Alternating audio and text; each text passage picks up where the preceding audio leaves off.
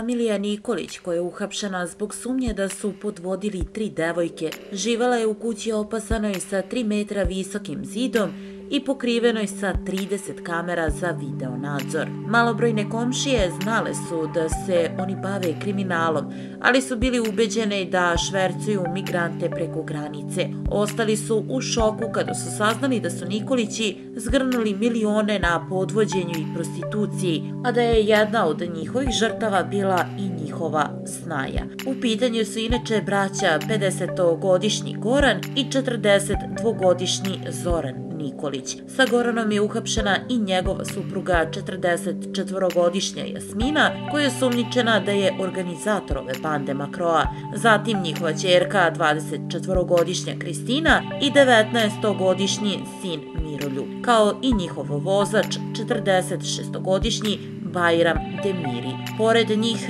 slobode su lišeni i Zoran Nikolić i njihove prijateljice 38-godišnja žena i 22-godišnja devojka.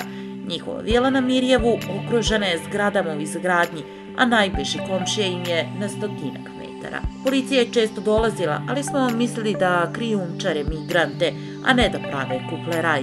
Viđali smo noću da dolaze razni automobili, ali se iz njihove kuće nikada nije čula galama, navodi komšija.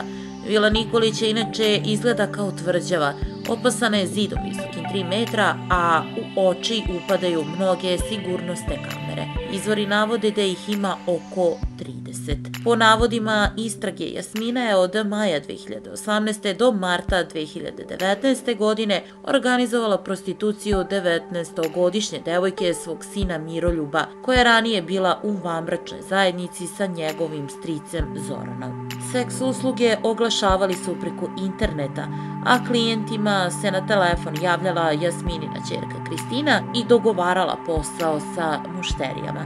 Nikolići su klijentima naplaćivali 100 evra za sat vremena seksa sa njihovom snajkom, a nesrećna devojka je radila skoro svakodnevno i donosila im mnogo novca. Zoran je takođe, prema navodima istrage, podvodio još 2 devojke preko oglasa na internetu, ali ih je dovodio do Plavog mosta, gde se godinama okupljaju prostitutke.